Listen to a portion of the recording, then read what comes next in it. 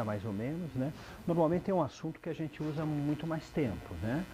Mas eu acho que 1 hora dá para a gente colocar alguns pontos básicos e na medida que a gente for conversando, fiquem à vontade, a gente vai tentando conversar e montar pelo menos um quadro assim conceitual que deixe um pouco mais claro a respeito do entendimento que a doutrina tem sobre a questão da saúde, né? Basicamente seria essa aí a atividade, né?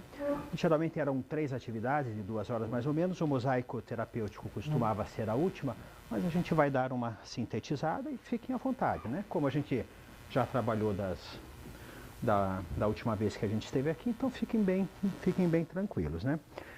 Eu vou começar mais ou menos do mesmo jeito que eu comecei, né? Imagino que o pessoal não lembre, mas a questão básica seria sobre o conceito doutrinário mais fundamental, né?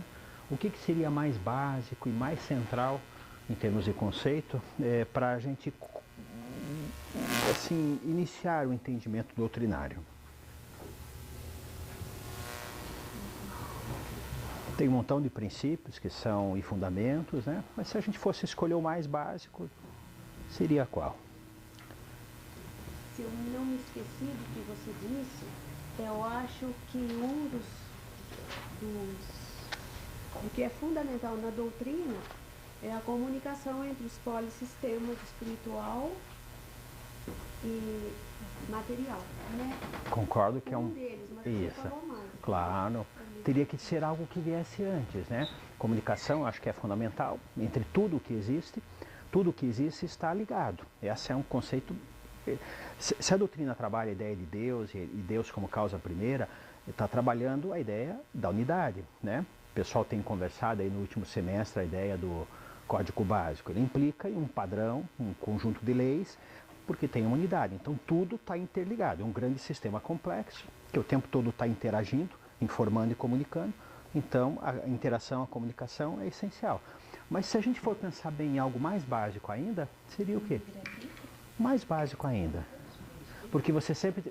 Qual é a pergunta? Livre-arbítrio mas a próxima pergunta seria qual? Reencarnação. Livre-arbítrio e reencarnação são fantásticos, né? Mas elas existem soltas? Oi? Claro, né? É o espírito que é livre, é o espírito que reencarna, é o espírito que se comunica, não é isso? Então, está até no próprio nome, né? Não é à toa que o nome é a doutrina dos espíritos. É porque é propriedade dos espíritos? Eles têm como é que é, o copyright da doutrina? Não, né? É doutrina dos espíritos porque é a perspectiva de um entendimento de tudo a partir do ponto de vista do espírito. Quem que é o espírito? Nós, exatamente, né? Então, se eu disser que é o espírito, ó, tá aqui, ó. Tá? Então, se eu for colocar a ideia do espírito, ele é um ponto básico. Aí aqueles princípios e fundamentos clássicos, tradicionais, eles decorrem desse entendimento inicial, né? Mas a próxima pergunta seria qual? Se eu digo que o ponto básico é o espírito, a que vem em seguida, que você levanta a outra mão que está boa, e daí e vai me dizer o quê? Mas então, o que é espírito? Porque os entendimentos são os mais variados, não é isso? Se você pegar para as pessoas que não estão ligadas à doutrina, elas vão dizer que espírito é o quê? É o morto, a assombração, o fantasma, não é isso? A alma, uma série de conceitos, mas para nós não. Espírito é um conceito... O espírito é o nosso eu. É o eu, isso. E o que é o nosso eu? O que caracteriza o nosso eu? Aí seria a grande questão, né? A consciência. A consciência o quê? Uma ameba tem consciência, um paramécio tem consciência. Consciência inteligente. É a consciência e inteligência, concordo. Mas na consciência, que característica da... Todo ser vivo tem consciência. Não tem como não ter, não é? A gente não está enfrentando, por exemplo, a história aí das bactérias resistentes, tá? Ela não indica que ela tem consciência do meio, ela não tem inteligência para se defender e desenvolver resistência? Tem. Então todo ser vivo tem consciência e algum grau de inteligência tem. Então quando eu falo que o espírito tem consciência, eu tenho que qualificar esse entendimento de consciência, que seria qual? Hã? A inteligência, concordo com você. Então, hã? Isso, exatamente, né? Ó, então, quando um ser vivo, né, na sua trajetória, alcança a consciência de si mesmo, tá? É uma forma de ser, uma forma de existir, tá? Bem característica, e eu crio um termo novo chamado espírito para conceituar essa forma de ser, ó. É um ser vivo, um ser, algo que existe, tá? Que alcançou a consciência de si mesmo. A gente chama de consciência interior, a autoconsciência. Então, todo ser vivo que consegue, ao longo de sua trajetória, de alguma forma olhar para si mesmo, ter consciência, ter ciência, ter conhecimento de si mesmo, ele pode receber o nome de espírito. E para a doutrina não está restrito à Terra, é de todo o cosmos, não é isso?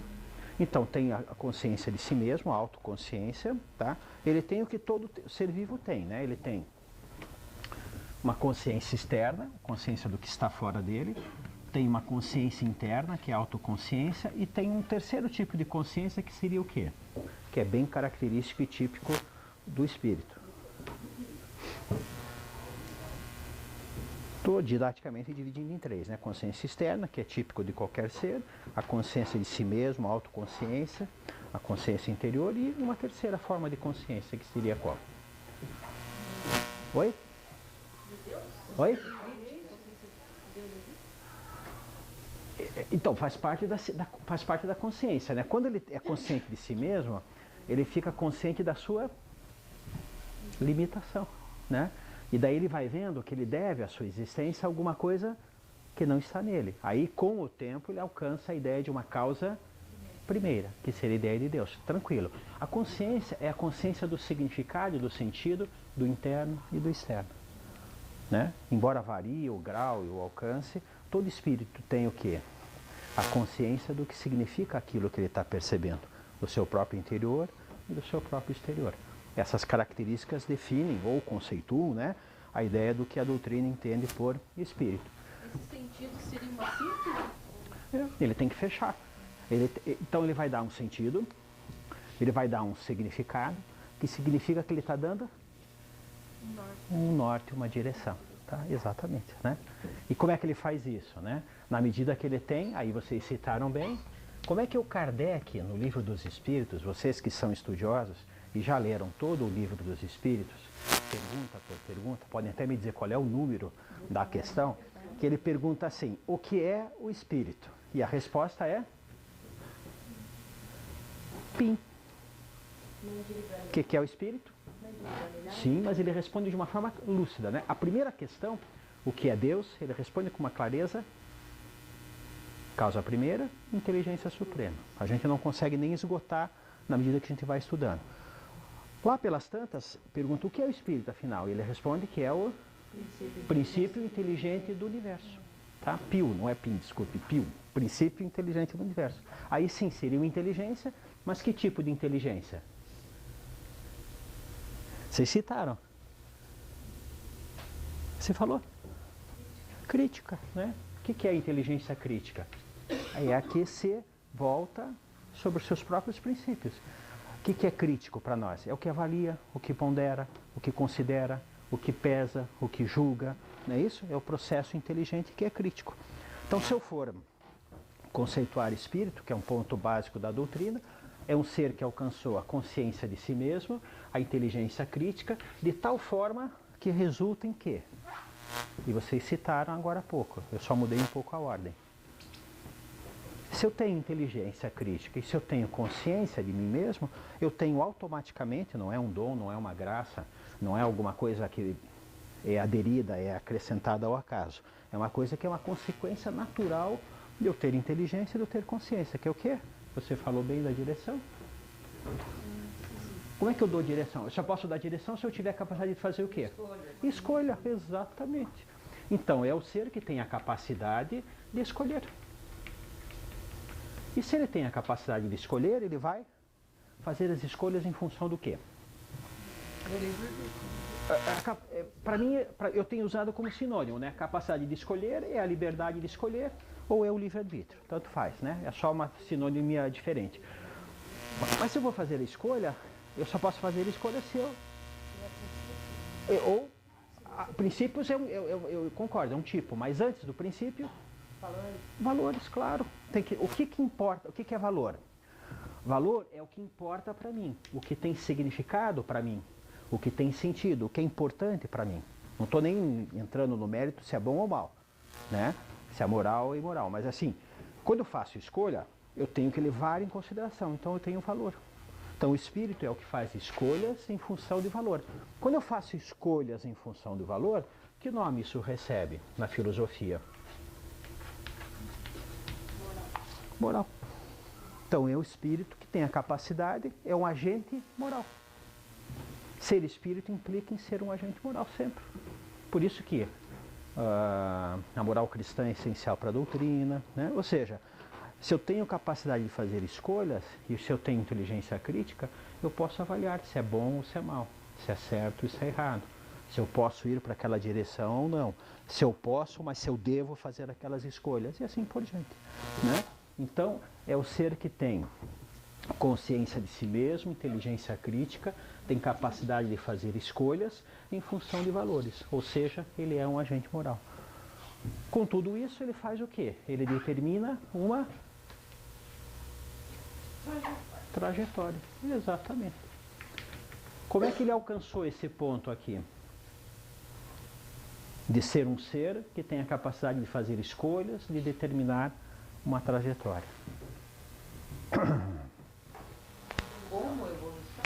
Claro, um processo de evolução, né? Ninguém veio de graça, né? Quer dizer, surgimos, não, é um lento, trabalhoso processo de evolução, tá? Que vai fazendo que eu acumule o quê? Qual é o principal sinal do processo de evolução? Posso trabalhar a evolução como adaptação e tal, enfim. Conhecimento, claro, tá? Então, o que é consciência? Estar ciente de, ter mais conhecimento, tá? Quanto mais conhecimento eu tenho, mais a minha consciência está se ampliando. Então, conhecimento de quê? Em qualidade e em quantidade. E o conhecimento sobre quê? Tudo exatamente sobre o quê? Sobre si mesmo, sobre os outros, sobre a sociedade, sobre a cultura, sobre a natureza, sobre os vários mundos, sobre o universo, sobre o cosmos e sobre Deus. O tempo todo eu estou fazendo o quê? Revisitando. O tempo todo eu estou olhando e reformulando. Mudo o entendimento do que eu sou. Mudo o entendimento de como entendo o outro. Mudando o conhecimento do que eu entendo o outro, mudo o entendimento de qual é a causa de tudo que existe e assim por diante, no processo contínuo que o irmão Green tem insistido de ressignificar, fazer o segundo olhar, revisitar o tempo todo num processo contínuo de ampliação, né? Eu alcanço um núcleo e a partir do núcleo eu vou fazendo o quê? Ampliação contínua, constante, e se em algum momento eu achar que alcancei, tá? A vida vai me atropela, não atropela? Eu tenho todas as respostas, não tenho. Eu tenho que estar aberta porque as coisas mudam, o outro muda, a circunstância muda e o entendimento que eu tenho tem que mudar. Tá? Não é que eu vou descartar o que eu já sei, é porque provavelmente eu alcancei um núcleo e esse núcleo tem que ser ampliado. Alguns dos nossos conceitos estão furados, não estão? E em algum momento a gente tem que descartar, não é isso? Eu acho que eu dei na reunião passada, né? Por exemplo, assim, quem é casado aqui, não? Ou tem companheiro ou uma companheira? Podem levantar a mão, não tem mal nenhum, podem levantar. Quem é casado, atenção. Tá. Casou com o primeiro namorado? Ah, não, então você é uma exceção. Casou com a primeira, não? Não, então o que você teve que fazer num certo momento?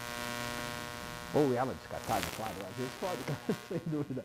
Em algum momento que parecia ser muito significativo, você teve que fazer a ressignificação, né? Então, por algum momento, você alcança um entendimento que te parece significativo, mas você tem que fazer a avaliação crítica que, ó, para aquele momento servia, mas para esse momento já não faz mais sentido. Daí você abandona. Então, você alcançou o que imaginava que era verdade, mas em algum momento você tem que fazer o quê? Ter a sabedoria para descartar, né? Ou senão a gente estaria ainda acreditando em fada do dente, Papai Noel, coelhinho da Páscoa, esquerda, direita, mito, Salvador, não é isso? Alguns ainda estão nessa fase, não estão? Ainda é o Papai Noel dessas pessoas, elas não fazem o quê? Avaliação crítica, né? desses entendimentos, né? Mas enfim, tanto em religião, política, é típico, né, turma? Tá? Tranquilo? Querem que eu repasse? Ó, você faz 3 coisas para o conhecimento, né? É um pouquinho fora da aula, né? Você faz o núcleo com ampliação, você faz a negação porque você errou o alvo, ou você faz o mosaico, tá? Sabem a diferença, não? Então, amor, né? Você ama seu filho, tá? Com o tempo você aprende que você ama também quem não é o seu parente. E daí você vai ampliando a quem você estende o sentimento e o afeto, não é isso? Então você alcançou o núcleo do que é afeto e você vai aos poucos, não é só o biológico. Eu não protejo só a minha família, eu protejo toda a humanidade, né? A gente não está ainda protegendo toda a humanidade, né? O meu alcance ainda é pequeno. Então esse é o exemplo de um núcleo. Negação é esse exemplo, né? O que Deus é? Deus é um velhinho de barba branca no céu. Deus é uma pessoa. Eu alcancei esse entendimento. Até que minha inteligência crítica permite dizer, olha, eu tenho que abandonar esse entendimento de Deus, porque Deus não é uma pessoa. Deus é não pessoal, né? Ele não é interior e assim por diante. Eu abandono né? Eu nego esse conhecimento e tenho que construir um outro no lugar. E o outro do mosaico é quando, como a verdade ela é ampla, as coisas são complexas, eu alcanço só partes dela. Eu não tenho ainda a visão do conjunto, né? Pegue o exemplo de Deus de novo. Deus é imanente ou Deus é transcendente? Claro. Em alguns momentos a ideia de imanência me levanta uma coisa boa, umas ideias legais sobre Deus. Em alguns momentos a ideia de Deus transcendente também é útil. Então, ele é transcendente ou imanente? Não, elas não são excludentes, né? Depende da abordagem. Qual que é a física mais correta? A mecânica quântica ou a teoria da relatividade? Eu não consigo juntar as duas, mas elas são muito úteis para alguns momentos, para alguns instantes, para alguns problemas que eu estou... E assim por diante. São as 3 formas que eu tenho de abordar o conhecimento, né? O que interessa para mim, então? É que eu tenha sempre um processo de evolução, para que eu tenha cada vez mais conhecimento e que eu amplie a minha consciência sobre esses vários aspectos. Aqui a divisão é só didática, né? O que gera conhecimento para mim? Ou para cada um de vocês?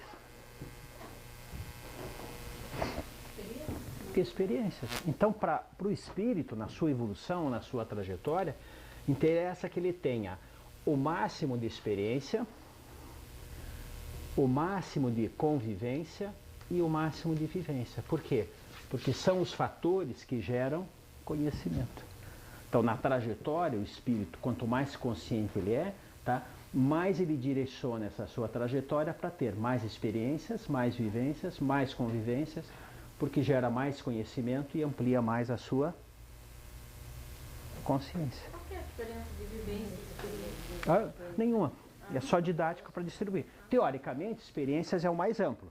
Vivência seria algo interior e convivência é admitir na doutrina que eu nunca tenho vivências separadas, únicas, porque sempre é a relação com o outro, né? Tranquilo? Se você quiser resumir, em última análise é só experiência, tá? Eu estou desdobrando, vivências, convivências, enfim, daí você vai desdobrando. Tranquilo? Aí eu já conceituei o espírito. Então o que interessa para o espírito? Ter experiências, vivências para poder fazer o processo evolutivo, tá? Onde é que tem mais e melhores experiências? Diversidade. Então ele precisa, na sua trajetória, é como se fosse quem fez aí algum curso, né? Chega no momento, ele tem que ter aula prática, ele tem que ter aula de laboratório. Por quê? Não adianta ele entender a reação química, ele tem que pegar o frasco A com o frasco B e misturar e ver se explode ou não. O professor vai gostar muito. Né? Quando eu era estudante, a gente tinha uma pasta cinza assim grande, né? Daí a gente pegava uma colher e tirava dessa pasta uma colher. Daí o que a gente fazia com ela? Quando o professor não estava olhando, jogava na água, porque aquela pasta era sódio. E quando a gente jogava na água, o que fazia? Estourava, mas saía uma chama amarela fantástica, linda, e um estrondo maravilhoso, né? Então, o que você faz? Você tem que fazer experiência. Algumas vezes você se queima, né? A gente ia lá no laboratório, tem que fazer um tom de frasco, né? Aí, claro, a gente abria, cheirava. Abria, cheirava, fantástico, né? Abria, cheirava e olhava para o frasco, tinha uma caveirinha, era benzeno, não podia cheirar, Não desmaiou, nem morreu, né? Mas enfim, né? A vida às vezes é assim. Então, não tinha que ter lido antes de fazer a experiência? O que a gente faz quando está encarnado às vezes? Você vai experimentando e não lê os rótulos. Né? Quantas vezes a gente não lê o rótulo? Né? Isso aí não vai dar certo. Alguém de fora olha, né? E a gente se importa? Não. A gente quer e tenta e quebra a cabeça, enfim. Né? Mas, então eu preciso da experiência encarnada. Por quê? A experiência encarnada, ela gera o quê? Você falou diversidade, o que mais? Quando eu encarno, ela é uma grande niveladora, porque embora ela limite a minha capacidade de comunicação, ela não limita a minha capacidade de comunicação, ela limita o quê? Sentidos físicos, né? A maioria o grosso da nossa comunicação é feita mecânica, né? Eu tenho que impressionar o ar é uma onda mecânica, tem que ouvir, então eu limito a uma faixa estreita a nossa comunicação. Mas ao mesmo tempo eu aproximo pessoas que têm uma diversidade de experiências muito grande.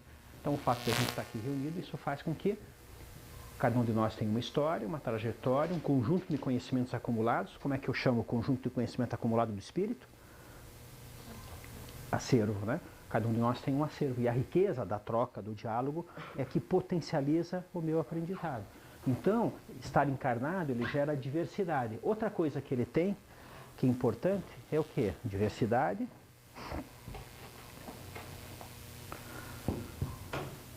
Limitação do tempo. Quanto tempo vocês vão ficar aqui? Então, os projetos que vocês vão desenvolver, eles têm que ter um prazo limitado, curto. Ou seja, não se enrolem, não percam tempo. Por quê? Logo a gente parte, a gente sai do polissistema material, né? Então, estar encarnado tem diversidade, mas tem o quê? Um prazo definido para você desenvolver algumas habilidades, tá? E existem algumas experiências que são únicas aqui, né? Tá?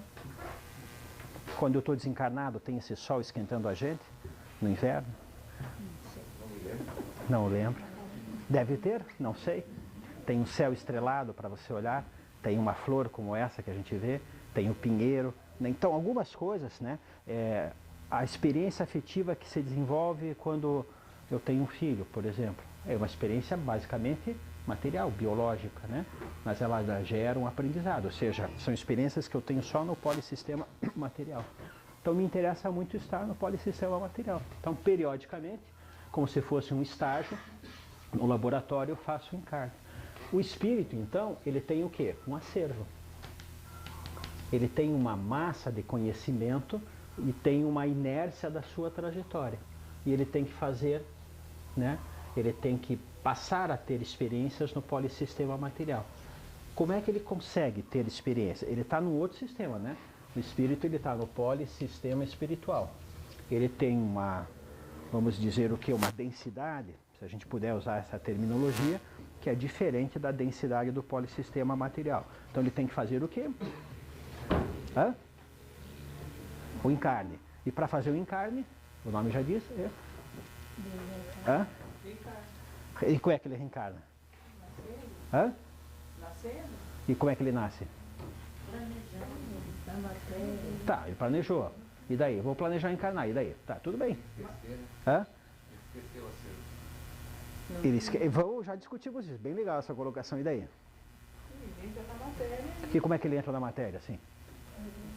Com licença, estou chegando aqui e tal. Né? O que ele tem que fazer? E como é que ele reencarna? Não, perispírito ele já tem.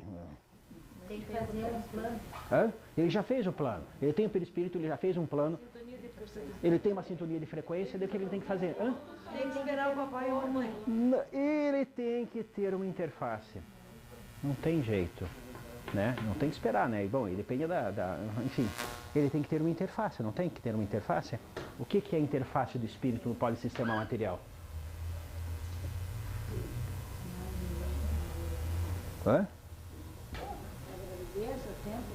Então, o que a gravidez gera? O que a gravidez constrói? Um corpo físico, exatamente. Qual é a grande interface do espírito na matéria? O corpo. O corpo físico, se você quiser determinar. Então, nós temos que ter uma interface. E esse corpo, ele tem o quê? Ele tem uma vida útil. Não tem uma vida útil? Em média, quanto? Às vezes é inútil.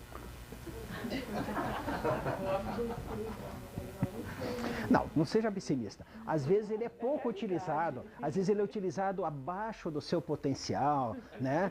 Alguma utilidade tem. Como diz o Oswaldo, pelo menos como mau exemplo a gente serve. Então, alguma utilidade a gente acaba tendo, né? Mas o que define o tempo? O que define o tempo? Exatamente. A qualidade de vida que vai definir o tempo do corpo físico. Não, a qualidade de vida, ela determina quanto você pode usar do teu Tempo. e o teu tempo definido é dado por o quê? Quanto é capital de vida, quanto a estrutura aguenta. Claro, mas ela tem um limite que é dado pela estruturação física. Atualmente eu acho, pelo que a gente vê, acho eu, né, quem estuda, que talvez o potencial máximo de encarne esteja em torno aí de 120 anos, mais ou menos, tá? Eu teria potencial para viver bem 120 anos. A gente viu um outro que vive bastante. Conseguimos? Não. Por quê? Provavelmente a gente está subutilizando essa estrutura. Mas e o que morre com 3 anos? E daí? Acabou o capital? Ele tem que ter, para se expressar na matéria, ele tem que ter uma estrutura que faça a expressão. Se essa estrutura se desorganiza, ele não consegue fazer a expressão. Vamos lá então analisar, ó. Se eu pegar um exemplo, aqui está o espírito, ó. Tá vendo? Ele tem o quê? Um perispírito. Aqui está o espírito, aqui está o perispírito, tá? O que ele tem que fazer? A partir do óvulo e do espermatozoide, que formam um ovo, o que ele faz? Ele vai ajudando uma estrutura a se desenvolver. De forma que ele passa, quando está no polissistema material, ter o espírito, o perispírito e um corpo físico. Isso aqui fica agregado pelo tempo de vida. O espírito consegue manter a organização dessa estrutura por 60, 70, 80, 90 anos. Depois ele não consegue mais manter. Essa interface, ela não tem mais a capacidade de fazer expressão. Aí é a hora do desencarne. Natural, normal. Parte, né, do processo da vida. Eu só posso encarnar se em algum momento eu desencarnar. Eu só posso ter as experiências do polissistema material, tá? Digamos, se eu tiver uma trajetória, um começo, um meio e fim. Porque a estrutura não vai se manter organizada, né? Como é que o espírito mantém? Quantas células tem o nosso corpo? Ninguém sabe, eu já vi várias estimativas. A que eu vejo com frequência, fala em 60 a 70 trilhões de células. Trilhões. Não estou falando de bilhão nem de milhão, de trilhão. Quantos zeros? Quem é bom em matemática? Nossa, 1.000.000. Mil, milhão. Isso, tranquilo. Quantas bactérias há no nosso corpo? Tem várias estimativas também, é um chute grande, mas eles falam que, alguns falam, né, que provavelmente para cada célula eu tenha pelo menos mais 10 bactérias. Bactérias do bem. Sem elas eu não existiria. Tudo bem? Então o que o espírito é? Um grande maestro. Acumulador. Coitado. É uma perspectiva interessante. Eu prefiro achar que ele assim é um grande síndico, né? Tem quantos apartamentos no prédio, no condomínio, né? Já é aquela briga, não é? Né? Ninguém se entende. Imagine você sendo o síndico de um prédio de 60 a 70 trilhões de células. Eu prefiro o maestro, é mais bonito, tá? Ou seja, ele rege essa orquestra e mantém ela tocando uma sinfonia única por 60, 70, 80 anos. Por isso que quando você vai avaliar a terapêutica espírita, ela é sempre centrada no quê? Ritmo ou harmonia, para manter a estrutura organizada. Se você for ver as concepções de saúde que a doutrina tem, é sempre ritmo e harmonia. Então toda a ideia de mosaico terapêutico, de terapia que você vê aqui com o irmão Leocádio, Ela, em geral, está ligada ao quê? Ritmo para tomar o remédio, a bioagogia não é ritmo, uma série de coisas elas estão ligadas a quê? A ritmo. É manter a estrutura organizada, harmônica, para fazer o quê? Para desempenhar o seu papel de interface. Como é que o espírito mantém? Ele mantém através de 3 grandes eixos, né? Que são os grandes marcadores de ritmo, que são quais? O plexo cerebral, o plexo funcional, o plexo cerebral, o solar, perdão, e o funcional.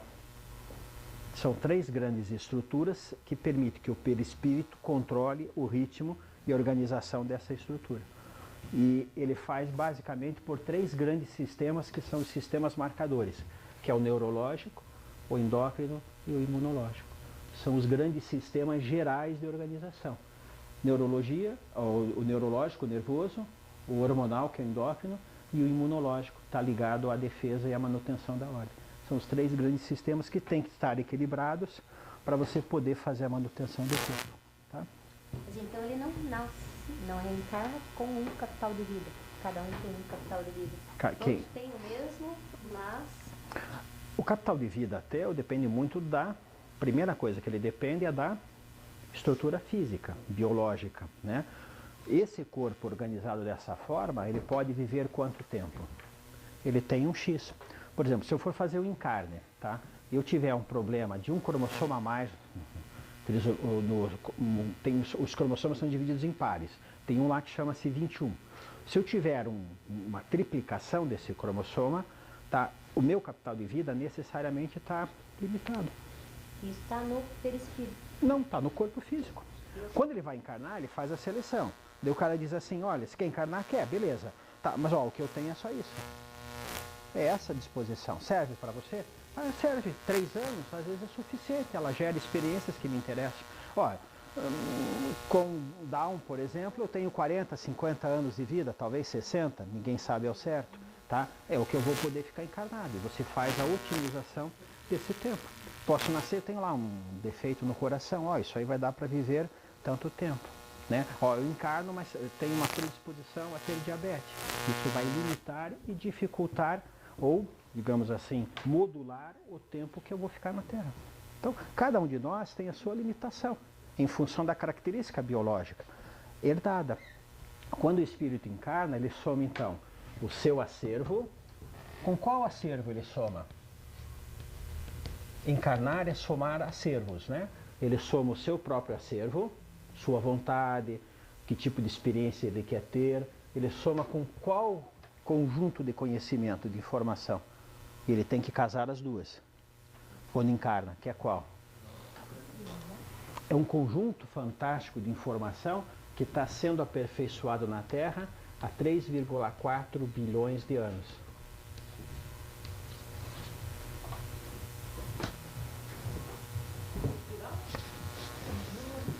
Cultural tem que uns 200 mil anos, deve ser tanto, 300, se quiser usar o Australopithecus, 6, 7 milhões de anos, e olha lá.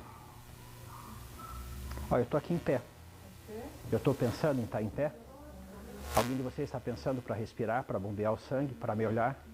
Não. Quem que controla isso? Eu posso até, ó, eu vou respirar fundo. Aí o espírito, eu, a minha vontade, controla o biológico e faz eu respirar. Mas é só eu estar distraído, o que está acontecendo? Você fala lá, ó, eu já te escutei. Né? Estou vendo quem está dormindo, quem não está dormindo. A gente vai vendo assim. Né? A vantagem de estar de pé é essa, mas enfim. A estrutura física tua, ela tem uma sabedoria fantástica, não é isso? Esse corpo meu aqui, tá, ele veio num processo de 3,4 bilhões de anos de acúmulo de informação preciosa. Não tem? Primeiro uma célula só chamada protista, depois uma célula maior chamada eucarionte, depois uma associação de células, num processo contínuo de organização biológica. Então, esse acervo tem uma capacidade fantástica de manutenção. Então eu somo a vontade, o acervo do espírito, com essa estrutura física. Cada um de nós tem uma capacidade biológica fantástica de manter a saúde. Não é? Quando vocês estão doentes, o que vocês fazem? Ah, estou gripado, o que eu vou fazer? Deita, dorme, descansa. Quando você acorda, a dor de cabeça passou. Quem que fez o processo teu organismo tem uma capacidade. Então a doutrina, ela trabalha muito uma coisa chamada vis medicatrix naturae, que é um conceito hipocrático, grego, antigo, que é a via natural do teu próprio organismo fazer a autocura. Por isso que é fundamental para a doutrina o processo. Deixe o teu próprio organismo fazer o processo de equilíbrio. Qual é o nome disso? Você pode escrever o nome disso? Você falou agora via... Eu não vou me arriscar a escrever em latim, mas vou escrever em português. Via natural medicamentosa. Vix, que é força, né? Natura medicatrix, tá? Em latim. Via natural medicamentosa. É a essência do processo de autocura. Então, se você respeita teu organismo e se você tem paciência, você não usa o analgésico, a não ser quando muito necessário.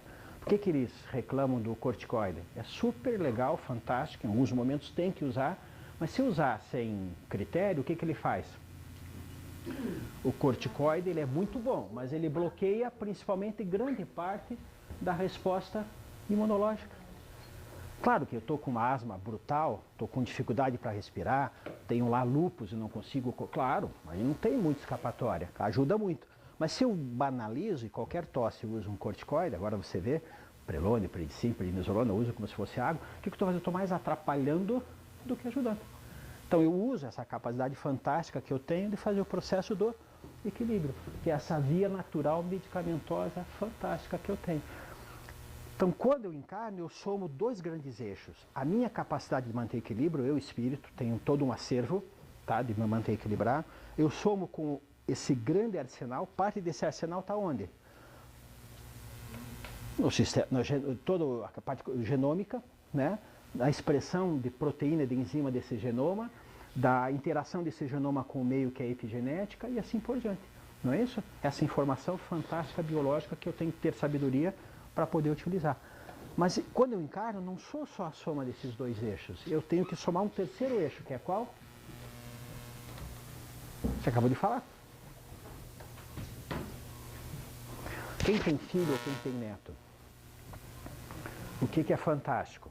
Quando ele chora com um mês para você pegar no colo, o que está mandando? O biológico.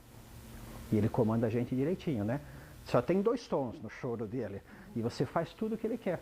Pega no colo, vai para lá, vai para cá, não faz? Exatamente. Na medida que vai passando o tempo, o que ele faz? E como é que ele vai manipulando? Isso, choro de manhã, né? Exato. Ele fala? Não fala. Tá, mas ele também consegue controlar. Lá por um ano, ele começa a dominar um outro grande e fantástico acervo, que é o que permite a gente estar encarnado, ou fazer o rendimento, né? Se eu não tivesse o domínio desse terceiro grande eixo, tá? Eu não teria rendimento nenhum aqui quando estou encarnado. Qual que é? Hã? Não, a vontade é do espírito, tá, perfeito. Mas assim, para expressar a vontade, para ele otimizar a passagem na Terra, ele tem que controlar o quê? Ele controla o movimento, ele começa a andar. Primeiro engatinhar, depois ele fica em pé e segura, depois ele fica paradinho assim e já senta, e daqui a pouco sai correndo e você não aguenta correr atrás porque ele vai em todo lugar e tal, daí você, né, dói as costas, enfim.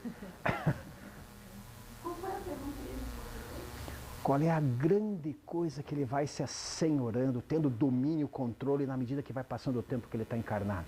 Embora alguns não adquiram um grande controle, a maioria adquire um controle fantástico e permite, qual que é? Quando ele chega assim, olha para você e fala, mamãe. Daí ele pode fazer qualquer coisa depois que falou isso. Agora, se ele falar papai antes de mamãe, ele está perdido. Não? Se ele falar au au, então, primeiro, antes de falar papai, mamãe, vovó, daí foi um erro político crasso, assim, que ele cometeu. O terceiro grande acervo é o cultural, turma. Quando eu encarno dentro de uma estrutura cultural. Qual é a principal ferramenta da cultura? A língua. Não é isso? Ele começa a entender primeiro, ele entende a gente falar, mas ele não fala, mas ele entende. Cadê o chinelo da mamãe? Eu joguei na lixeira, está ali, exatamente, ali onde... Ele sabe as coisas, né? Não sabe? E depois ele começa a falar. Ele fala, falou mamãe, mas minha senhora, ele tem 2 meses, ele não pode ter falado mamãe. Não, ele falou mamãe. O que eu estou fazendo com... Ele fala o som, que são sons naturais, mas ele vai percebendo que alguns têm significado. Alguns eu tenho uma resposta. Se eu falar mamã, aquela pessoa lá fantástica, ela vem me acudir, né? E isso ele vai treinando, ele vai separando mamãe e papai, é assim que ele vai aprendendo, né? Ele tem uma emissão vocal básica, que é biológica, dada pela corda vocal, e ele vai significando, ó. Ele vai dando sentido e significado àquelas expressões. Então, quando vocês fazem um encarne, cada um de nós somamos esses 3 grandes eixos, ó, que é o do espírito, da biologia, o biológico, do corpo e da cultura. O que o acervo da cultura tem ao longo de milhares de anos, pelo menos? Ela foi desenvolvendo, dentro desse acervo geral, um acervo específico que faz o quê? Transmite informação. Quando eu começo a falar, eu tenho acesso a um acervo acumulado fantástico, né? Eu posso pegar aqui um livro, eu abro e estou conversando com um cara que morreu há 500 anos atrás. Eu dou uma olhadinha naquele livro e dou risada. Então eu estou conversando com um cara, estou com o Cervantes, né?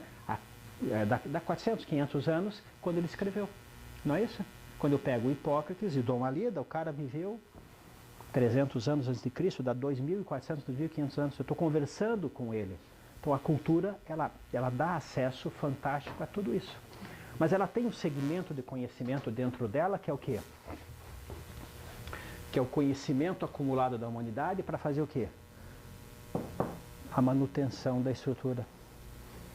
Não é isso? Tem todo um arquivo que a gente chamaria de terapêutica, que a humanidade foi acumulando ao longo da história, que ajuda a fazer com que o espírito fique mais tempo encarnado e com mais qualidade, para que ele tenha mais experiências, vivências, convivências, mais conhecimento, acelere o processo de evolução e consiga fazer a ampliação da sua consciência. Não é isso? Mas então, teoricamente, eu fiquei 90 anos, eu tenho uma maior capacidade de autocura? Eu morro com 18, eu maduro? Não. Não é por aí. Não. Por exemplo, depende da tua estrutura. Vou dar um exemplo. Eu posso morrer com 18 anos porque eu tenho algum defeito na minha estrutura biológica. Congênita, né? Olha, da relação sexual, você tem lá o espermatozoide, tem o óvulo, tem um conjunto de informação. O espírito pode, nessa fase, ver daquele conjunto que é disponibilizado o que talvez seja mais interessante para ele. Só que esse conjunto ele não é perfeito. Ele tem características, ele tem limitações. Todos nós temos nessa quantidade de informação que eu pego uma limitação. Não existe corpo físico que consiga se manter estruturado por mais do que 100, 110 anos. Não tem. Por quê? Porque isso aqui é muito bem feito, mas não é perfeito. Ele vai acumulando problemas, não é isso? Não vai acumulando problemas, que a gente chama de velhice, é da idade. O que isso significa? É um desgaste natural da estrutura. Alguns conseguem manter por 80 anos, outros só têm condições de manter por 20 anos. Tá? Só que alguns, tem um cara chamado, não sei quem é da área médica, tá? Ele estava num bar, tá? Daí ele tinha uma atividade política, daí chega um outro cara, provoca, tá? Ofende, tá? Naquela época ele pega a luva, bate no rosto, marca um duelo para o dia seguinte, né? 1820 mais ou menos, tá? E daí no dia seguinte vai ter um duelo. Por quê? Na realidade parece que ele foi provocado, né? Tinha interesse em matá-lo, daí criam a situação do duelo, ele é obrigado a fazer, no dia seguinte tem duelo.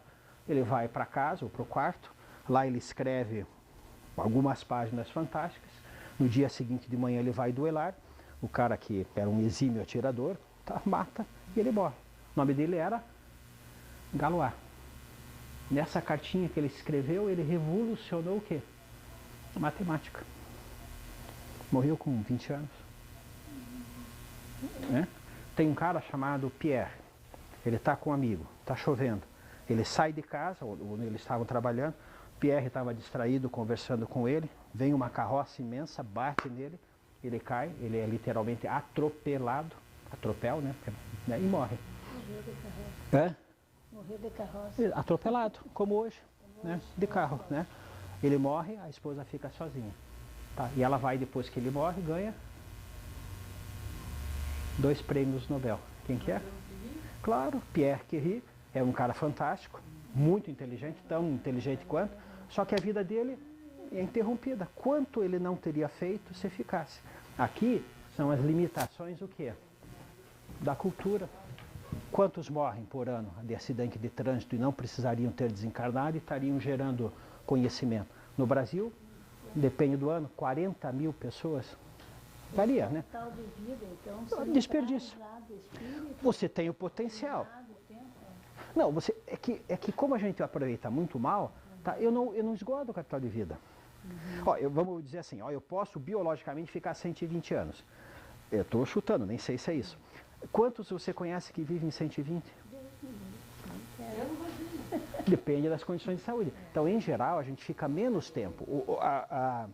O potencial biológico, em geral, a gente acaba desperdiçando, né? Quer ver um exemplo? Claro que tem. Um cara, pensa assim, ó, eu sou um soldado romano. Quanto tempo vivia um soldado romano? 30 anos. Quanto tempo vivia lá no tempo do Kardec alguém? 45 anos. Eu levo 2.000 anos, você vê, para mudar. E de repente hoje a expectativa no Brasil, com todos os problemas, deve estar o quê? Em 75, por aí mais ou menos. No Japão está 89, uma coisa assim, né? Então eu tenho aumentado o tempo que eu consigo ficar na Terra fazendo as coisas, né? O que é o mais horroroso? É chegar com 90 anos, olhar para trás e não fiz nada. E eu fiquei 90 anos, né? Então eu tenho que ter a ideia do acervo, da ideia do legado, tá? E isso para nós acaba sendo fantástico. Então eu tenho limitações, quer ver, ó, por exemplo, assim, vocês querem viver 5 anos a menos, ou ficar encarnados 5 anos a menos, o que vocês têm que fazer? Não precisa fazer nada, não muda nada da tua vida, só se mudou daqui para São Paulo. Se você mudar daqui para São Paulo, só o fato de ficar inalando o ar particulado, a poluição particular, o pessoal estima que reduz 4, 5 anos da expectativa de vida. Não mudou nada a questão moral, não mudou nada a questão biológica, mudei só o ambiente, só o endereço. Perfeito. Isso modula o tempo que você consegue ficar encarnado. Tá? Mude tua dieta. Isso amplia teu capital de vida. Caminhe um pouco mais. Tá? Se eu caminhar 30 minutos 5 vezes por semana, isso consegue aumentar 6 a 7 anos o teu capital de vida na Terra. Fume, o que você faz? Se fumar, você reduz 15 anos o teu capital de vida. Se você usar álcool, 13 anos. Álcool moderado, hein? Não estou nem falando da quantidade que leva a cirrose. Hã? Quantos anos o álcool? 13. 13 anos? 13 anos. Isso só tomar aquela cervejinha. Eles usam do diminutivo porque parece que faz menos. Você fica só bêbadozinho. O cigarrinho, uma gordurinha, uma carninha, uma picanhazinha. Não é isso? Usa o diminutivo porque ele sabe. Eu não sei. Aí. Então, quando a doutrina está tratando dessa questão, por exemplo, ó, ela trata das questões terapêuticas sobre o tempo de ficar encarnado e qualificar esse tempo. Então, se eu for trabalhar saúde, por exemplo, o que é saúde para a doutrina? É não ter doença? Não, porque a doença virá. É não ter dor? Não, o que é dor para a doutrina? Castigo? Punição? O que é dor? É só isso, é um sinalizador. Né? Criança, se ela comer muito, ela vai ter dor na barriga. Daí ela vem para você, está doendo. O que ela aprende? A comer menos pipoca da próxima vez, eu espero. Né? Enfim, né? Então o processo de dor, ela vai, se eu caminhei muito, vai doer meu pé e assim por diante. Então a dor para nós é simplesmente o quê? Um sinal, avalie, né? Veja o que você pode mudar, porque está pedindo para você fazer alguma mudança de comportamento. Então a dor, ela é um castigo? Não, ela é parte... Ela vem para avisar e você tem sabedoria ou não para modificar o teu conhecimento e assim por diante. Tá? Então é não ter doença? Não. Tem pessoas que têm um rendimento de conhecimento, de experiência muito grande e têm doenças. Então, meu objetivo não é não ter doença, é fazer o quê? O que seria para a doutrina, por exemplo, um conceito de saúde? Não é não sentir dor, não é não ter doença, né? O que é saúde? Qualidade de vida. Qualidade de vida. E o que é qualidade de vida para nós? Direção no seu movimento. Tá? Qualidade de vida é legal, mas qualidade de vida não é pôr o lixo no cestinho, né? Isso é legal, mas é uma fração. O que é ter qualidade de vida? É ter direção no seu movimento na Terra. Ou seja, ter significado, ter sentido. Que aquela direção, aquele movimento, ele seja qualificado. Isso é ter saúde. Então, todo instrumental e as ferramentas que a doutrina ela desenvolve nesse seu mosaico terapêutico são para dar o quê? Qualidade de vida, que é o quê? Direção na sua trajetória. Que ela seja o quê? Proveitosa. Em função do quê?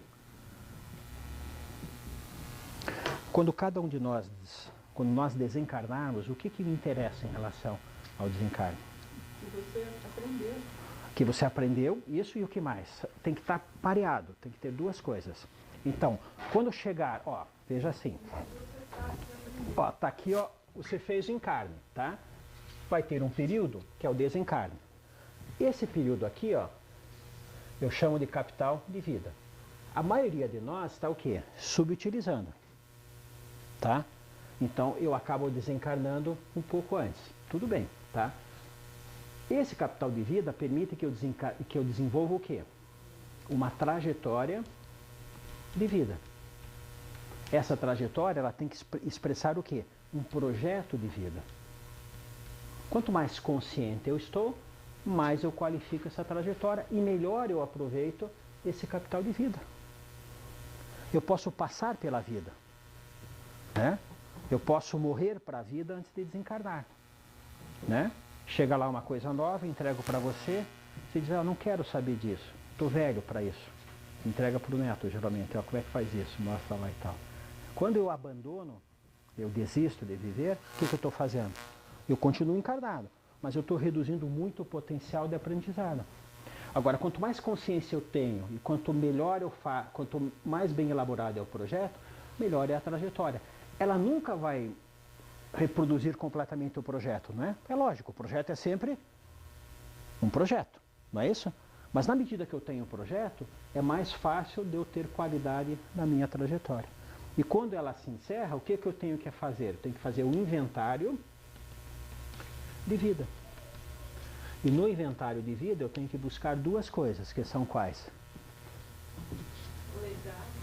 Legado e acervo. Acervo. Sempre isso. Tá? Qual é o acervo? Acervo é quanto de conhecimento você conseguiu. Você conhecia tanto quando começou o encarne. Como é que eu avalio se a encarnação foi legal? Quanto de conhecimento a mais eu tenho? Claro, conhecimento aqui não é só o conhecimento acadêmico, né? Conhecimento no mais amplo sentido, tá? E também você tem que avaliar, tá? O legado. O que é o legado? O que eu deixo para os outros, o que eu fiz, né? Quanto eu ajudei, quanto eu ensinei, quanto eu servi de exemplo, tá? Aí é o meu legado, tá? Quanta saudade as pessoas vão ter de mim. A saudade, ela é um exemplo da qualidade do teu legado. A minha mãe, o meu pai, o meu amigo, né? Esse sentido da saudade, ela dá a dimensão da importância da pessoa na minha vida, que é o legado. Né? Não é só legado, claro que é também o material, né? Construir o prédio, beleza, mas o que ela me tocou, isso é legado.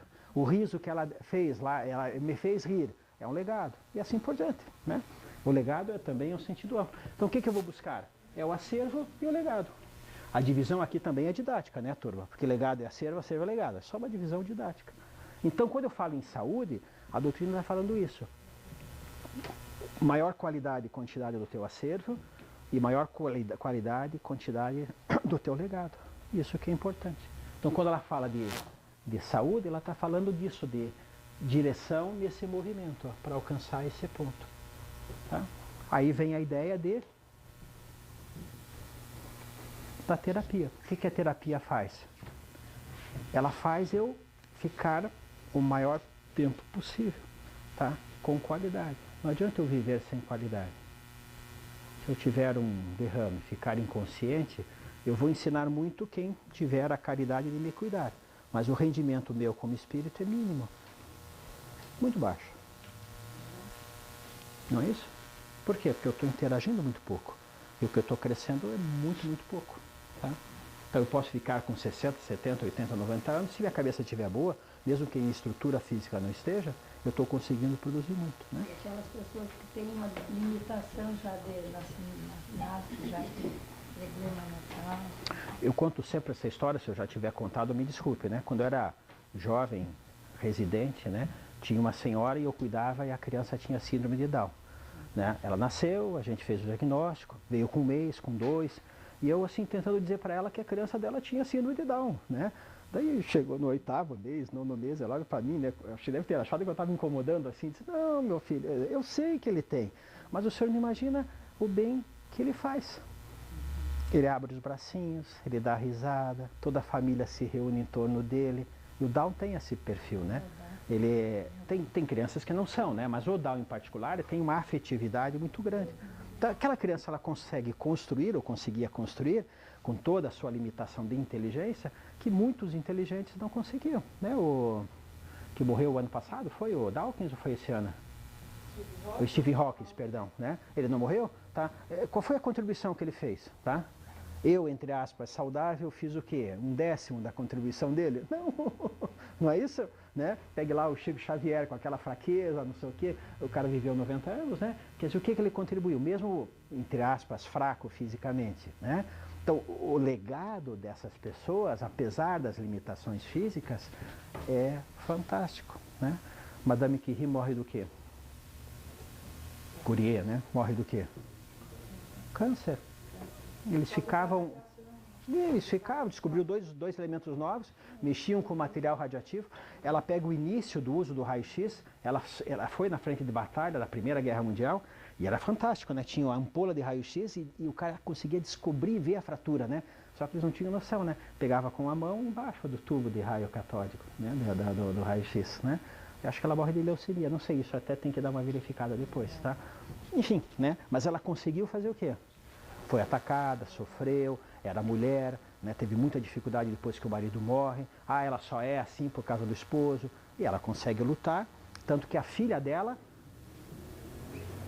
Juliette Curie, ganha o prêmio Nobel também, com o marido, né? Sabe dessa história dela? É uma história fantástica de você ver, né? Então a pessoa consegue qualificar apesar de todas as dificuldades. Então, voltando aqui, qual é o grande terapeuta que faz com que eu melhore o tempo de vida ou a qualidade de vida quando eu estou no polissistema material? O terapeuta dos terapeutas, o que vai me ajudar sempre e o que vai permitir que eu viva mais tempo, que eu fique encarnado, não é vivo eu estou sempre, né? Encarnado eu estou sempre vivo. Quando eu tiver um problema eu tenho que recorrer a ele. Hã? Qual espírito que eu tenho que recorrer? Hã? Claro. Qual é o grande terapeuta? Eu. Por quê? A cura é sempre de dentro para fora. Tá? Ó, pode usar esse modelo aqui, ó, ou pode usar esse aqui, ó. Aqui está o espírito. Isso aqui é só um modelo didático, né, turma? Não vão dizer que depois que o perispírito era um colchete. Não é isso? Não, né? Aqui está o espírito. Se quiser, aqui está o perispírito. E aqui está o corpo, se você quiser. Se quiser, use isso aqui, espírito, perispírito e corpo. Qual é a grande estrutura? Espírito. O espírito desenvolve uma interface para atuar no físico, que é qual? A grande interface do espírito é a mente, o mental. O mental é a subestação do espírito na matéria. E aqui vem o corpo, ó, tá? E essa estrutura é a estrutura básica, tá? Sempre nesse sentido. Então aqui são só modelos didáticos, mas qual é o grande agente terapêutico? A própria pessoa. E como é que ela age? Qual é o mecanismo básico para melhorar a tua estada na Terra? Qual é o grande agente terapêutico que está à mão do espírito? O primeiro e o mais básico. Tanto que a vida se faz entre esse primeiro momento e o último momento. Equilíbrio. Antes do equilíbrio. Ou gera equilíbrio. E a gente não controla. Não, tem que organizar. Se tanta coisa eu não faço nada. Qual que é o primeiro? Que eu tenho que ter controle e a gente não tem. Não, antes disso. É, pensamento, mas antes disso é o quê? Respirar. É a coisa mais básica. A minha vida não ocorre entre o primeiro respiro e choro e o último suspiro, quando eu morro, não é isso? Tá, e eu respiro bem? Não. Então está diretamente ligada à qualidade da minha vida, a respiração, a oxigenação do quê? De toda essa estrutura. Se eu oxigeno mal isso aqui começa a dizer assim, ó, não vale a pena fazer parte e eu vou viver de forma independente. Aqui eu tenho o quê? Uma doença, um câncer, alguma coisa, né? O que é o câncer? Eu brinco, né? Em última análise, ele é o quê? É um rebelde, né? Ele resolve viver sozinho, esquece o resto e começa a crescer de forma desarmônica, sem fazer parte aqui do conjunto, tá? Qual é o segundo que está no meu alcance e eu também não faço? Oi? Antes da alimentação, perfeito, mas antes da alimentação. Ó, se eu não respirar, eu morro em quantos minutos, né? Se eu não respirar... Água. O segundo é água, claro. Não é isso? Eu tenho que ter líquido. Por quê? Isso aqui é um grande, o quê? Meio líquido. Esses 60, 70 trilhões estão no meio líquido, né? O endócrino e o imunológico funcionam através desse processo líquido. Então, o segundo é a água. Qual é o terceiro? Agora é alimentação. A alimentação, claro. Se eu como carne, se eu como gordura, fritura, condimentos, alguns, né? Não todos, alimentos ultraprocessados, o que eu estou fazendo? Eu estou atrapalhando em vez de estar ajudando a me manter. Quanto mais qualidade eu tenho na dieta, melhor é o processo de encarne. Qual é o quarto? Sono. Hã? Já chego lá, mas qual é o quarto antes do sono? Atividade física, turma. A máquina, ela vive o quê? Há 200 mil anos na savana, essa máquina fantástica foi feita o quê? Para ficar no sofá com o controle remoto virando? Não, ele foi feito para o quê?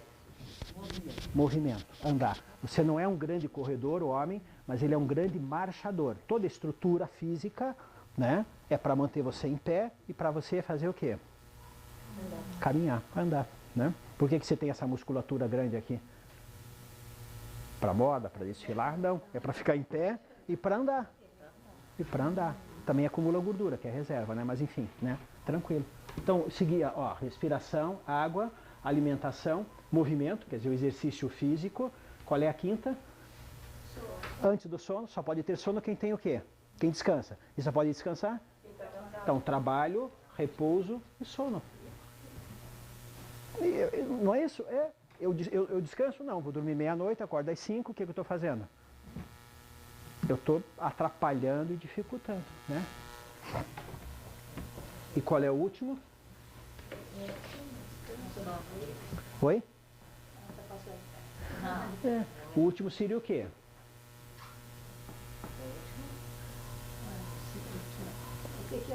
A filosofia de vida, né?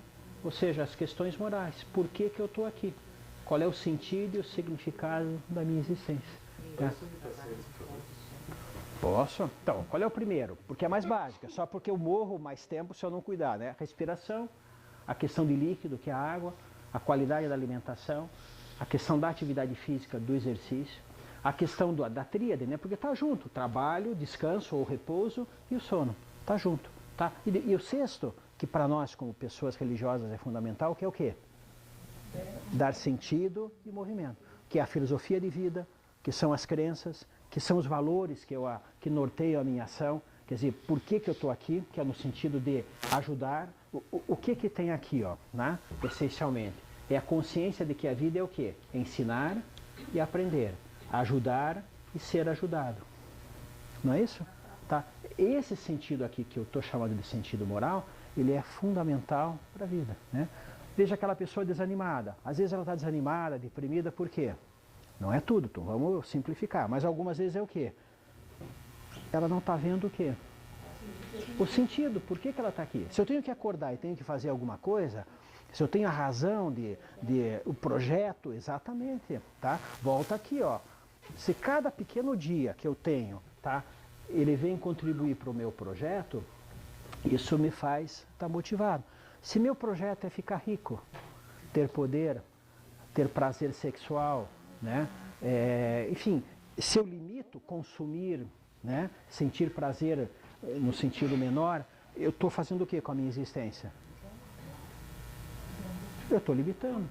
Isso. E o que você vê na mentalidade, na massa crítica da cultura? Com muita força é isso. Consuma, vá no shopping novo, compre aquilo, tá? É um prazer momentâneo, mas como ele não faz parte do projeto, tá? Ele é muito evanescente. Comprar é típico, né? Compro isso, ou legal. Amanhã tem que comprar outra coisa, e assim por diante. E vão passando com muita força isso. Se eu não paro e não faço o silêncio interior, Aqui está o maior mecanismo de equilíbrio para o ser, que é qual? Quando ele faz o silêncio interior.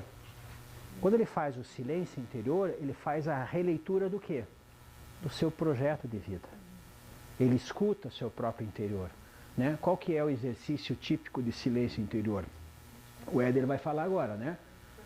A meditação, a reflexão, ela faz esse processo. E para a religião, qual é a principal ferramenta da religião, que tem em todas as culturas? A prece, a oração. O que a prece faz? Ela faz o silêncio interior. Eu faço a leitura de mim mesmo. Por que eu estou aqui? Por mais turbulenta que seja a existência, eu paro num certo momento, eu me fecho ao que a gente chama de me, que são os valores da cultura, e faço a leitura do eu. Por que eu encarnei? Ou por que eu estou encarnado? Para onde eu quero vir? Tá ruim? Então eu ressignifico. Eu olho e dou uma nova direção. Isso dá para você o quê? Força, coragem, determinação nos piores momentos. Para fazer justamente o quê? A superação. Tá? Se eu conseguir até meu último suspiro, tá? Estar fazendo coisas, aprendi. Tá? E estou deixando alguma coisa para as pessoas, isso é altamente significativo. Mesmo que eu tenha qualquer... Ela está sendo utilizada, bem utilizada, mas ela vai acumulando alguns efeitos, né? Eu continuo o quê? Presente, afiadíssimo e muito mais, né, conscientes, né? Aqui não tem ninguém muito jovem, né? Talvez, enfim, né? A gente já tem uma certa idade, você quer...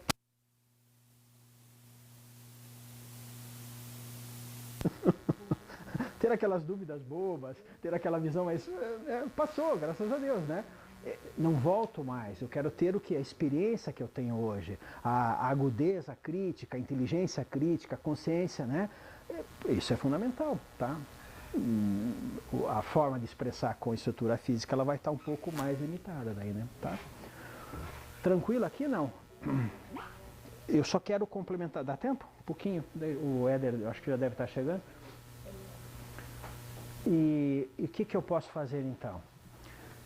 A maior parte dos instrumentos para o meu processo de manutenção desse equilíbrio, posso entender saúde como equilíbrio ou harmonia. Né? Harmonia é o que? Esse movimento rítmico que compõe um todo. Né? Se eu entender saúde como isso, ajuda muito. Então, eu tenho ao meu alcance uma quantidade de ferramentas muito grandes que permitem que eu mantenha de forma harmônica e eu acabo fazendo o quê? Subutilizando. Você com os espíritos desencarnados que fazem a orientação, eles em geral trabalham isso aqui, ó. Chama atenção para a gente, ó. Vocês estão deixando esses elementos de lado, tá? Só que é claro, às vezes, saúde é questão de equilíbrio e desequilíbrio. Então, às vezes eu estou tão desequilibrado que eu preciso de um apoio, né, um braço que me sustente de fora até que eu consiga fazer o processo de equilíbrio, né? Aí seria uma terapia ou um terapeuta ou alguma coisa que está fora de mim, não é isso? E aí vale a ideia do mosaico. Lembra que eu trabalhei mosaico aqui? Quando eu falo em mosaico terapêutico, é disso que eu estou falando. Em alguns momentos eu preciso que alguém fora... Ó, vocês têm um problema, tá?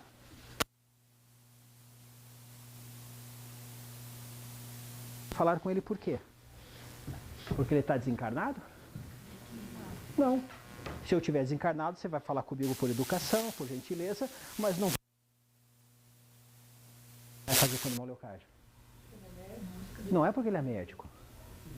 Porque a gente acha que ele tem uma sabedoria que a gente não... Isso, porque eu acho que ele tem um conhecimento que eu não tenho. Então não é porque ele está encarnado ou desencarnado, é porque ele detém ou ele não detém. Estou acabando já, tudo bem, não tem problema. Então quando eu falo do terapeuta, ó, é alguém de fora que acumulou conhecimento da cultura e tem alguma informação que me ajuda. Tá? Ó, eu começo com uma dor aqui, ó. Daí tem dificuldade para andar, não consigo andar. Essa dor vai aumentando.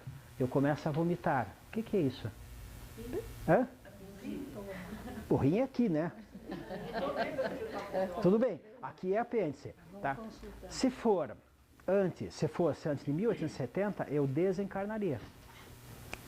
Por um quadro chamado de tiflite, e perfuraria o abdômen, eu morreria de peritonite. Até que um cara, McBurney e outros, começaram a ter coragem, começou a ter anestesia, depois eles se tocaram que tinha que ter asepsia, depois do Pasteur, lava, tal, abre e achou o apêndice. Quantos fizeram cirurgia de apêndice aqui? Tá. Teria desencarnado se fosse 100 anos, um pouquinho mais antes. Né? Então eu preciso do conhecimento de quem saiba fazer cirurgia. Ó. Conforme o problema, eu vou fazer uma cirurgia. Não é isso? Não tive uma vida regrada, minha coronária está obstruída. Se eu quero viver mais 5, 10 anos, um jeito legal é fazer uma ponte safena, colocar um estente. Isso vai fazer o quê? Que eu viva mais 5, mais 10 anos, legal. Né? Eu consigo viver, mas eu vou procurar um cirurgião. Né? Se minha pressão está alta, eu fiz atividade física, como sal, não ando nada, tenho excesso de peso, tenho a questão biológica familiar, que tem estruturas biológicas com tendência a reter sal, é um bom mecanismo de defesa para sobreviver na desidratação, mas é um péssimo mecanismo para a pressão. Então eu vou procurar um clínico. Não procuro um clínico? Opa, ele tem conhecimento, é um mosaico, ó. Depende da situação que eu estou enfrentando. Ó, você não consegue comer, mas como é que, não comendo carne, eu consigo manter saúde? Opa, vou lá e falo com um nutricionista.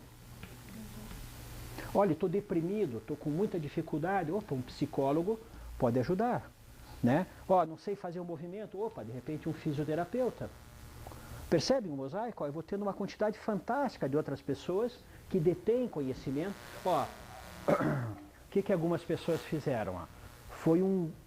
Foi um fantástico processo de entender, que vem lá desde o Pasteur e de outros grandes caras, um chamado Jenner. Um dia, tendo tempo, eu conto para vocês. O cara era um inglês, Edward Jenner, ele era um médico rural, ele olhava as ordenhadeiras e ele via que as ordenhadeiras não tinham varíola. Por que as ordenhadeiras não tinham varíola e todo mundo morria de varíola e você não morria, ficava com aquelas lesões feias no rosto? O cara consegue fazer e conceber e faz uma das primeiras vacinas contra a varíola, Edward Jenner, né? E por que elas não pegavam? Elas, entre aspas, eram imunizadas pela uma forma branda que dava no gado. E elas pegavam aquela forma e elas adquiriam imunidade. Tá? Uma primeira concepção do Ocidente de vacina é desse Edward Jenner, né? O que as pessoas resolveram fazer? Elas abandonam o conhecimento que a cultura adquiriu sobre vacina e resolveram não vacinar. E o que a gente tem? Uns 10 anos para cá, coqueluche, que eu não via mais. Agora estou tendo que ver sarampo. Né? Por quê? Porque a pessoa, ela, no sentido acrítico, ela abandona parte do conhecimento. Tá? Então a vacinação é um outro recurso que eu tenho. Tá? Quem nunca viu uma criança morrer de difteria? Eu, quando era jovem, vi. Tá? E hoje eu não vejo mais, porque a vacina está funcionando. Quem já viu uma criança morrer de tétano? Mas tem vacina. Então isso, a cultura, permite que eu viva mais, porque antes as pessoas morriam mais cedo, né? E assim por diante. Então, ó, eu estou fazendo esse sentido do mosaico, ó, tá? Como é que eu acabo com a dengue? Vai passar esse frio, vai esquentar de novo, e já está aumentando e vai aumentar, e várias pessoas vão morrer de dengue. E por que elas morrem de dengue?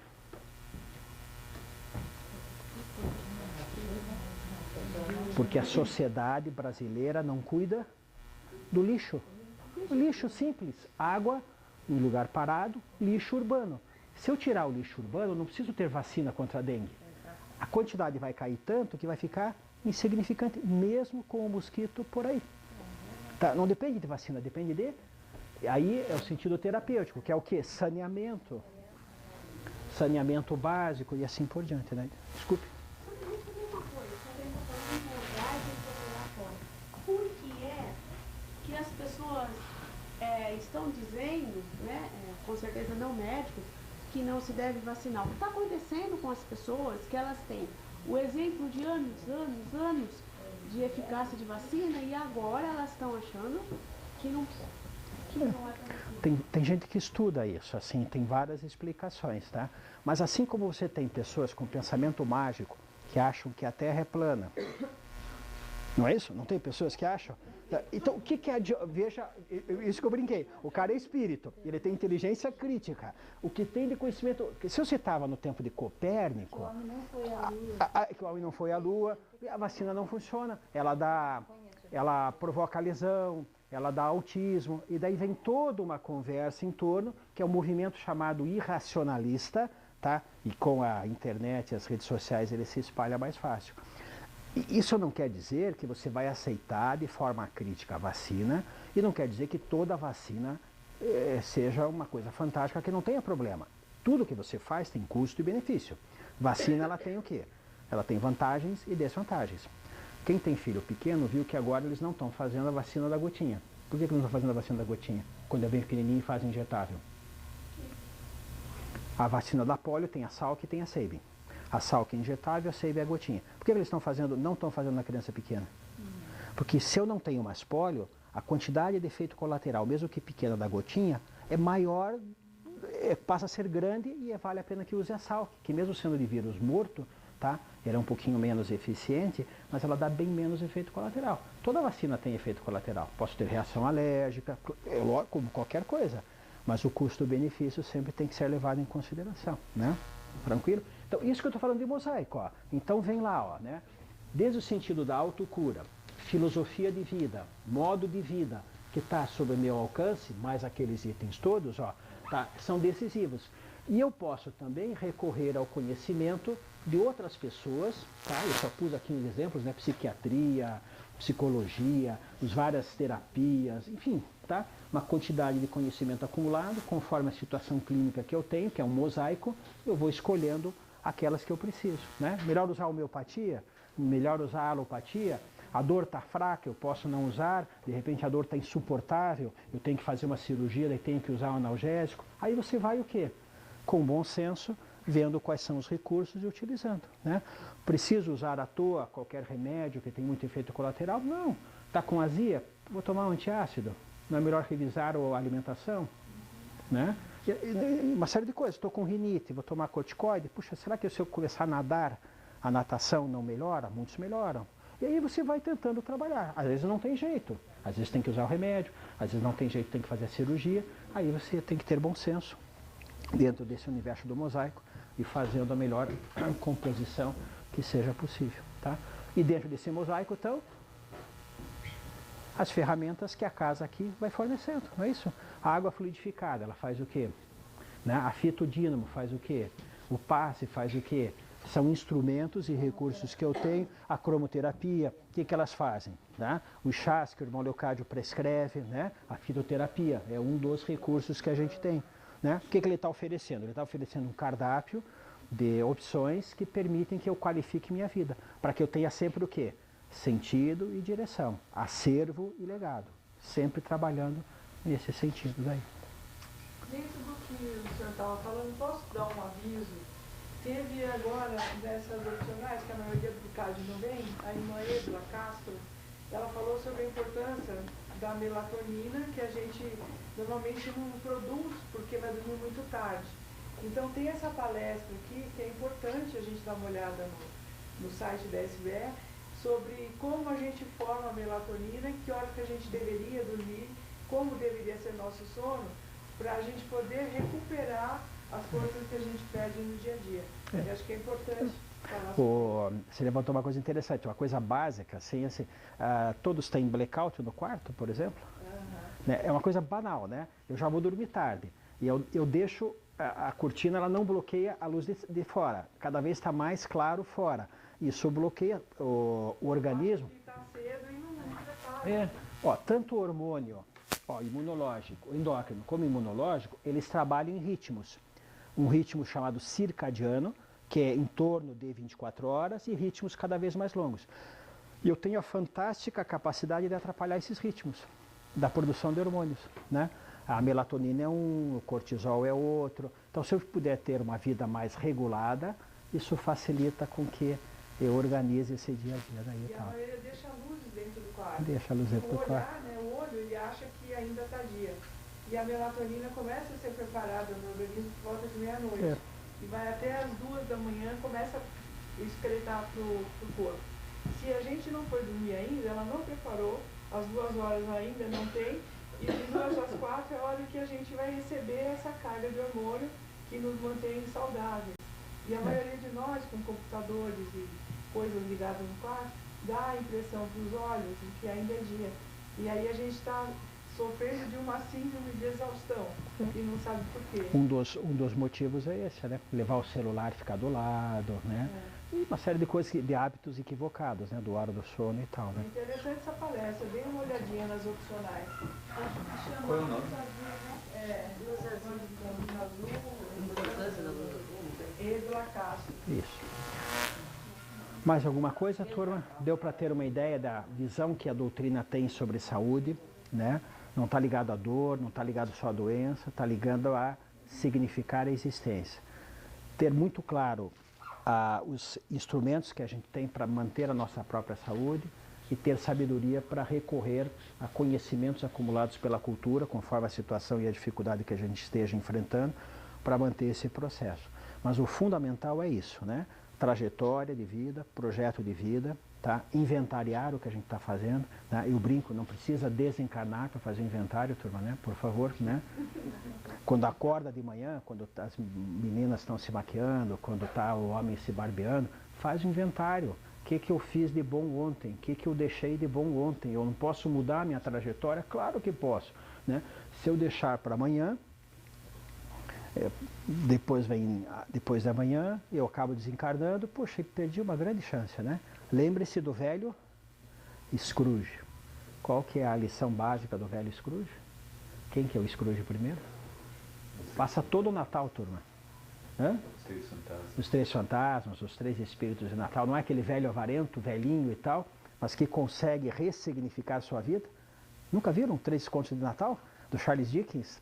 Tem 300 versões, 300 filmes, não é isso? Ele é avarento e daí os 3 espíritos mostram o Natal do passado, o Natal do presente e o Natal do futuro. E ele toma consciência que ele pode mudar. Mesmo que a história, a trajetória dele seja de avareza, né?